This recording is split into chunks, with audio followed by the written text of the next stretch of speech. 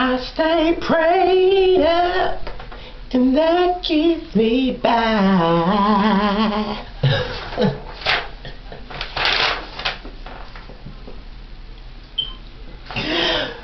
What's up, y'all? This is my review of The Real Housewives of Atlanta. I think this is episode 15, season 5 or whatever.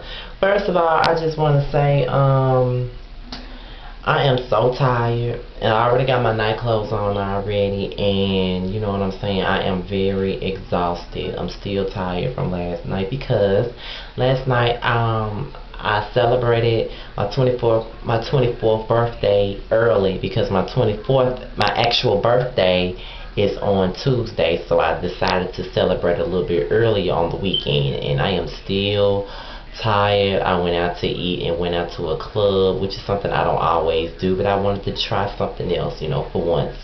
Broaden my horizons, go out, because I think that's one of the biggest my mama sneezing like a damn cow. Y'all know y'all heard that. If y'all didn't, I'm glad you did.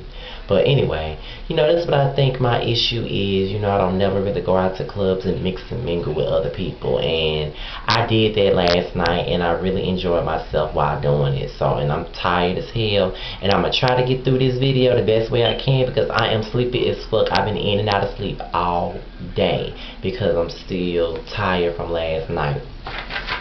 And this video ain't gonna be too long because of the simple fact this episode was very boring. Like, it wasn't nothing that was eye-opening, nothing that was catching my eye, and I got like 11 notes with 13 notes written down, and for each note that I go by, you know what I'm saying, it ain't gonna be nothing, it ain't gonna be much for me to speak on, you know what I'm saying, because this episode was so boring. It was very boring. Like, this is probably the most boring episode of the season. You know what I'm saying? So, who knows? Let me start off by saying that tonight's episode, we saw very less of Nathan, Fadra, and Karias. Let me just say that. Those three you really saw less of. Now, getting into the episode, the actual episode, it starts off with Porsha. She's trying on different dresses for her mom and her sister. And, you know, she's basically getting ready to plan Cordell's 40th birthday party. And she's trying to pick out a nice dress for him, look good for him. You know, the scene is basically composed of her sister and mother saying yay or nay to a dress. Like, oh, I think he'll like you in that one, or no, he's not gonna like you in that one, or yes girl or no girl, or da da da da da. You know what I'm saying? That's what that scene was basically composed of, and that was a scene that I really don't give a fuck about. Even though it's Porsha, and y'all know that I love myself some Porsha, but I really just didn't care. Like, you know, she hopping around in different dresses, and you know, I'm a dude, and no matter what I like, I am not into fashion like that. You know what I'm saying? But all I can say is that Porsha hair stay laid for the gods. Okay. The next situation, Fadra came over while Kandi was about to cook a little southern meal, and they got to talking about the incident that happened at the Shoe Dazzle event. And in Kandi's mind, she feels like Fadra was a little bit bothered by the situation. You know, she's more bothered than she's letting on.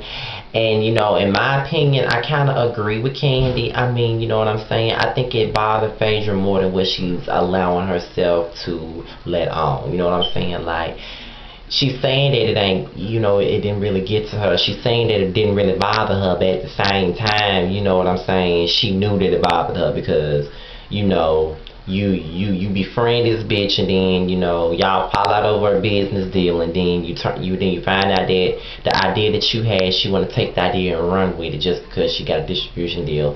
And this is my thing. I'm not saying that Karias don't need to do a video, you know what I'm saying, a workout video, because I think that she should. But however, the whole stallion booty thing is a direct copycat off of Fadra's donkey booty video, and it really makes it seem like she coming for Fadra, you know what I'm saying? So it's just not right. And just like Kandi was saying, Fadra is way more bothered than what she's letting on, and I really do believe it. Okay, Karias goes to the hospital, and because she got a mammogram, and then she found 2 lumps in her breast, so now she's back for a biopsy. And she's trying to see what the situation is, trying to see if she has cancer, and it's a very scary situation because, you know what I'm saying, you know, like I said tonight, everything about Karias irks me, you know what I'm saying, everything about the bitch irks me. Her voice, that sunburnt skin of hers, everything about her just irks the shit out of me, you know what I'm saying? But tonight I really tried to lay off the bitch, you know what I'm saying, because of the situation, because like I said, it's scary thinking that you got cancer. I wouldn't know because I never had, you know, a cancer scare, but my mother on the other hand is actually a survivor of cancer because she how many years ago? It was 9 years ago. And I was like 15 years old. I was just starting, going into my 10th grade year. And you know, earlier that year she was diagnosed with fibroids. But then later on she had surgery, and they took her uterus out. You know what I'm saying? And then after they took her uterus out, they cut it open and they saw that it was cancer in there. So basically my mama was walking around here with uterine cancer and didn't even know it. You know what I'm saying? Basically could have died. So when it comes down to cancer, and plus there's a history in my family too, I always take that shit seriously. So tonight you may not hear me reading Karias too much because, you know, I don't play about that cancer shit.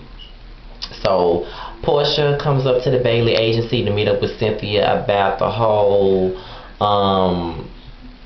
pageant that Cynthia trying to do, and you know, they was supposed to be at Porsha's house, but because Cordell ain't there, Porsha decided to just meet them at the Bailey agency, which makes me believe that Cordell got some type of control over her ass. And I don't like saying that, but I really do think that he comes off as too aggressive and too controlling and abrasive to me sometimes. You know what I'm saying? That's how he comes off. But, you know, it is what it is.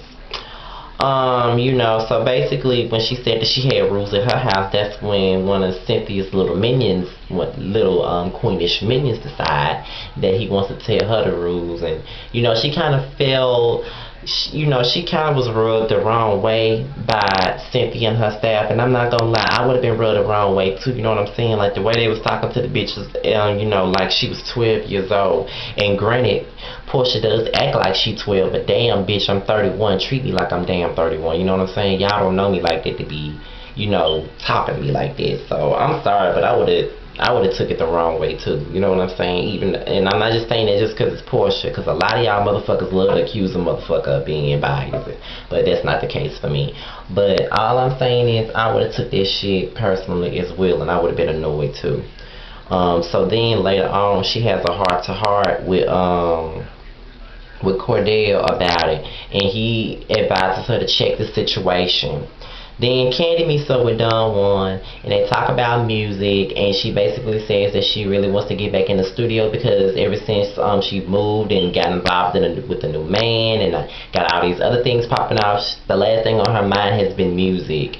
So she just want to get into the studio and do a little EP for the fans and whatnot, and just get them some music because she ain't been in the studio in a minute. And I must say that I kind of do miss Kandi having music because I don't give a fuck what a bitch say. Kandi Cody was a bomb ass album. I love this CD. So if you want to make some music, even if it is just the EP, then go on, do this shit. Y'all don't understand. I'm so tired. Basically, later on, Cynthia basically meets up with Porsha and she fires her. In so many words, she fires her, and she feels like, you know, Porsha really wasn't taking it seriously and she wasn't getting things done in a timely manner and this and that and the third. Then the funniest part of the show is when Kandi went into that studio and decided to record I Stay Prayed Up and That Gets Me By. Now I will say this, a lot of people trying to comfort Kandi because she want to do a gospel song and she's selling dildos, but you know what I'm saying? I'm not even here to judge Kandi. Why? Because y'all want to come for her for just making one damn gospel song. Y'all act like the bitch trying to make a full album of gospel songs. I mean, even Missy Elliott had a gospel song on her album. You know, she did a song with the Clark sisters on her third CD. And if I'm not mistaken, it wasn't just her third CD she did a song with the Clark sisters on. She did another song with the Clark sisters called I'm Not Perfect. It was off her This Is Not a Test album. So I'm not judging Kandi because, as you know, Missy Elliott talk about sex and everything, a lot of her music, and she still had a fucking gospel track on her album. So Kandi do what it do.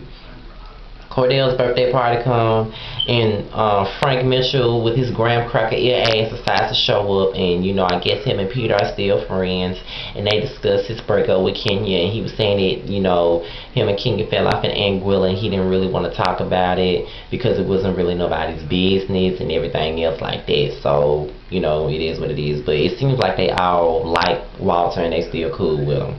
Then you got Cordell. He basically sets the stage for Cynthia and Porsha to make up, even though I do kind of feel like Cordell is too heavily invested in Porsha's situation with the females, but I do appreciate him trying to get them to talk and, you know, let bygones be bygones or whatever.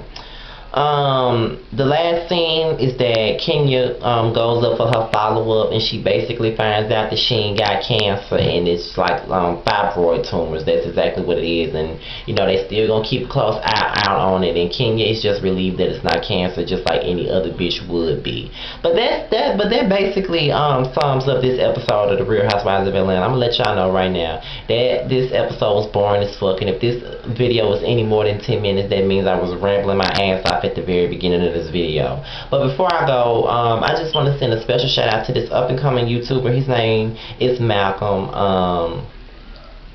I'm kind of surprised that I'm doing this because I don't really have the best history with this person, but I'm always about seeing another person succeed and getting, you know, getting by and getting how they live, you know what I'm saying?